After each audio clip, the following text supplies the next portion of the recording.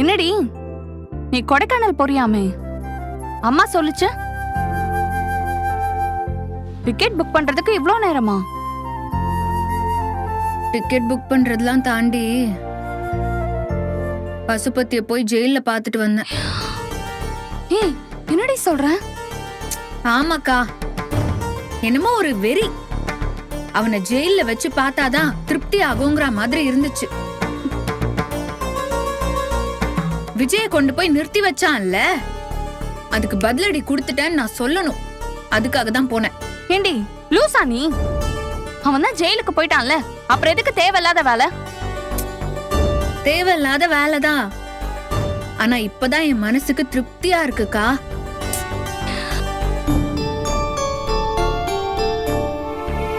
அம்மா, நிஜமாவே ரிலாக்ஸ் பண்றதுக்கு தான் ஊருக்கே போறியா? ஆமா, ஏன் இப்படி சந்தேகமா கேக்குற? என்னவோ தெரியலடி, நீ வேற எதையும் மனசுல வச்சுட்டு பேசுற மாதிரியே இருக்கு. எனக்கே டவுட் இருந்தாலும் நான் உனக்கு சப்போர்ட் பண்ணி அம்மாட்ட பேசிட்டேன். இப்ப நீ போய் தான் ஆகணுமான்னு எனக்கு தோணுது. அக்கா, விஜய் அரெஸ்ட் ஆனதுல இருந்தே நான் எப்படி ரெஸ்டே இல்லாம ஓடிட்டு இருக்கேன்னு உனக்கு தெரியும்ல. மனசால போராடிட்டு இருந்தேன், நீயே சொன்னல. இப்போ விஜய் எல்லா பிரச்சனையும் முடிஞ்சு வெளியே வந்துட்டாரு. எனக்கு அப்படியே ஆன சத்தம் போட்டு கத்தணும் போல இருக்கு. கோர்ட்ல இருந்தே எனக்கு நேரா கொடைக்கானலுக்கு போகணும் தான் தோணுச்சு தெரியுமா? என்னக்கா? இல்லடி, விஜயோட உன்னை சேர்த்து வைக்கிறத பத்தி அம்மா கிட்ட பேசலாம்னு நினைச்சேன். நீ பாட்டுக்கு கிளம்பி கொடைக்கானலுக்கு போறங்கிற. நீ பயப்படாதடி, அம்மா கிட்ட பேசுறதுக்கு இதுதான் சரியான சந்தர்ப்பம்னு எனக்கு தோணுது. ஏன் சொல்றேன்னா, விஜய்க்காக நீ கோர்ட்டு கேஸ்னு போனதெல்லாம் தெரிஞ்சும் அம்மா பெருசா ஒண்ணுமே சொல்லலடி.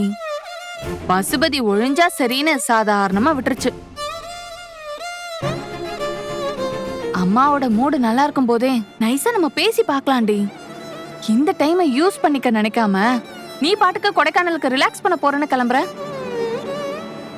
அதெல்லாம் நான் பாத்துக்கிறேன்க்கா. நான் தான் சொல்லியிருக்கேன்ல.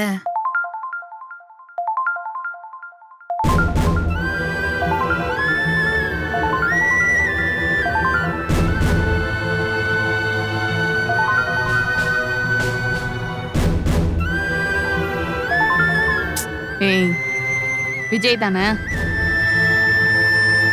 நான் அப்புறம் பேசிக்கிறேன்க்கா. நான் வேணா வெளியே போய்க்கிறேன்டி. அக்கா, அதெல்லாம் வேணாம். நான் தான் அப்புறமா பேசிக்கிறேன்னு சொல்றேன்ல.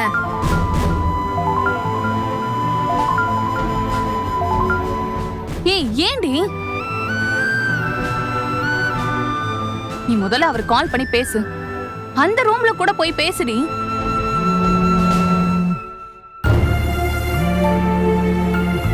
இங்க பாரு, திரும்ப திரும்ப போன் பண்றாரு. ஏண்டி நீ சைலண்ட்லயே போட்டுட்டு இருக்க? ஏதாவது முக்கியமான விஷயமா இருக்க போகுது. நான் அங்க போய் பேசிக்கிறேன்க்கா. சரிக்கா, நான் அப்போ வரேன். இருமா, நான் தான் கவனிக்காம விட்டுட்டேன். இல்ல மாமா, பரவாயில்ல. நான் அப்புறம் வரேன்.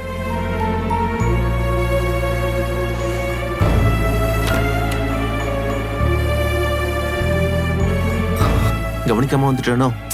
இல்லங்க, அவ போட்டும். விஜய் கால் பண்ணிட்டே இருந்தாரு. நான் இருக்கிறதால சங்கடப்பட்டுட்டு அட்டன் பண்ணாமையே இருந்தா. அதான் அவர்கிட்ட போய் பேசுன்னு சொல்லி அனுப்புனேன். ஓ, பசுபதியை பார்க்க போனீங்களாமே? ஆமா கங்கா, நேத்தே காவேரி என்கிட்ட சொல்லுச்சு. நான் வேண்டாம் தான் சொன்னேன், கேக்கல. என்கிட்ட இப்பதான் சொன்னான். சரி, எப்படியோ ஒரு வழியா அந்த வெண்ணிலா பிரச்சனை முடிஞ்சுச்சு. பசுபதியும் உள்ள போயிட்டான். நம்ம இதுக்கு மேல யோசிச்சுட்டு இருக்காம அம்மா கிட்ட பேசி காவேரிய விஜய் வீட்டுக்கு அனுப்பி வைக்கிற வழிய பாக்கணுங்க. ஆமா ஆமா, நானும் அதான் யோசிச்சுட்டே இருக்கேன். ஆனா காவேரி கிட்ட அத பத்தி பேசினா நான் பாத்துக்கிறேனே சொல்லிட்டு இருக்கா. அவ எதுக்கு என்ன யோசிக்கிறான்னு எனக்கு ஒண்ணுமே புரியலங்க. அம்மாவோட மூடு நல்லா இருக்கும் போதே நைஸா நம்ம போய் பேசலாம்னு நினைச்சா காவேரி என்னடானா இந்த டைமை யூஸ் பண்ணிக்காம ரிலாக்ஸ் பண்ண அவ கொடைக்கானல் கிளம்புறாங்கறா. என்ன நினைச்சிட்டு இருக்காளோ எனக்கு ஒண்ணுமே புரியல. ஆ, இப்போ விஜய் கிட்ட இருந்து போன் வந்துச்சுன்னு சொன்னல, கொடைக்கானலுக்கு 2 பேரும் சேர்ந்து தான் போறாங்களோ என்னவோ.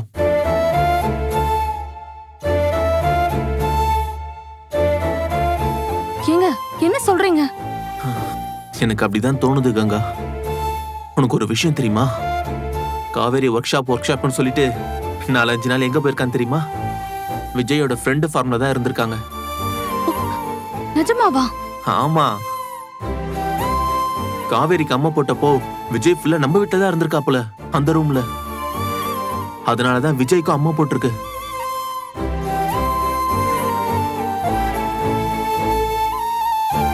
சரி, இதெல்லாம் எப்படி உங்களுக்கு தெரியும்? யமுனாதான் விஜய் இருக்க இடத்த போலீஸ் கிட்ட சொன்னான்ல, அத பத்தி நிவின் காவேரி கிட்ட சொல்லிட்டு சாரி கேட்டான். நிவின் தான் யமுனா கிட்ட விஜய் இருக்க இடத்த சொல்லியிருக்கான்.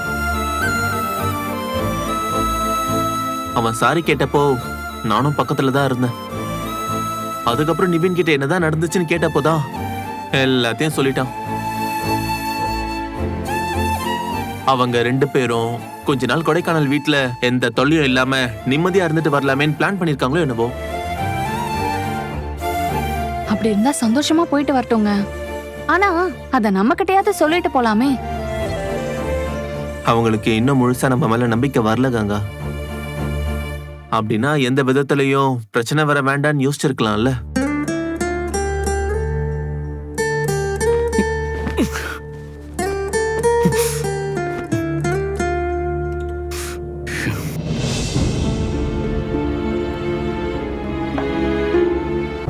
ஏய் நில்லு, அங்கங்க போற? பிரேக்ஃபாஸ்ட் யார் பண்ணுவா? அதெல்லாம் நீ ஒண்ணும் பண்ண தேவையில்லை. நைட்டு நான் உங்ககிட்ட என்ன சொன்னேன்?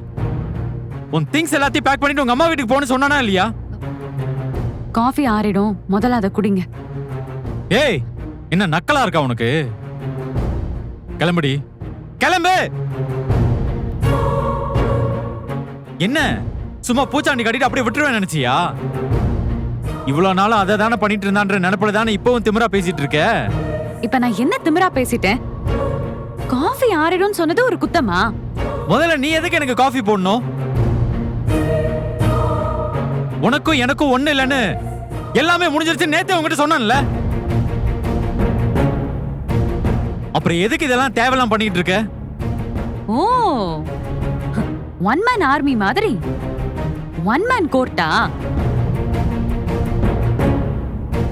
நீங்களே நமக்குள்ள ஒண்ணும் இல்லைன்னு தீர்ப்பு எழுதுவீங்க. அத கேட்டுட்டு நான் அப்படியே பேக தூக்கிட்டு போயிடணும் இல்ல? அப்படியெல்லாம் நான் ஏன் போகணும்? இது என் புருஷன் வீடு, நான் இங்கதான் இருப்பேன். ஏய் நில்லு, நில்லுடி. எதுக்கு கைய பிடிச்சு எடுக்கிறீங்க? விடுங்க. என்னால இனிமே உன்னை டாலரேட் பண்ண முடியாது. உன்னை பார்த்தாலே இரிட்டேட்டிங்கா இருக்கு. வெளில போன்றேன்ல. பார்த்தாலே இரிட்டேட் ஆகுதோ? ஏன் ஆகாது?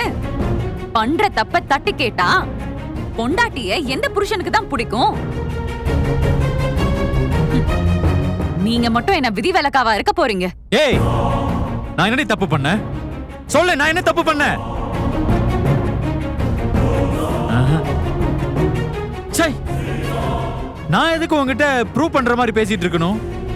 ஆமா, நான் தப்பு பண்றேனா அந்த தப்பை நான் பண்ணிட்டே தான் இருப்பேன். அது ஏன் இஷ்டம். அதை கொஸ்டின் பண்றதுக்கான ரைட்ஸ் உனக்கு இல்ல.